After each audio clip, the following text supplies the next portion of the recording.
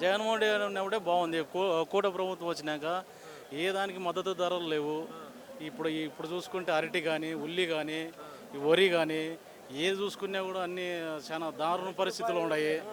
రైతాంగాన్ని ఆదుకుంటే ఈ కూట ప్రభుత్వం ఏంది లేదు. అన్ని ఊరినే ఫోకస్లు చూసుకొని చేస్తున్నారు. అంత అంత తప్పితే ఏమీ లేదు.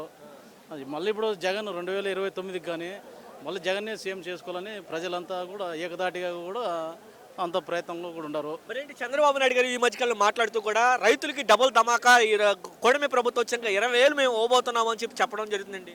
ఏంది ఏంది చెప్పడము, ఆయన అన్ని 100% అబద్ధాలు చెప్పడము, ఏదో అన్ని చేసి ఏమీ లేదు. ఈ కూట ప్రభుత్వంలో చాలా దారుణ పరిస్థితుల్లో ఉన్నారు. గిట్టుబాటు ధరలు ఉన్నాయా బాబాయ్? గిట్టుబాటు ధరలు ఏమీ లేవు. ఇది అమ్మ ఒడి వేస్తామని అది లేదు. నిరుద్యోగ భృతిది నెలకు 3,000 అది ఇస్తున్నారు. ఫీజు రింబర్స్మెంట్ లేదు.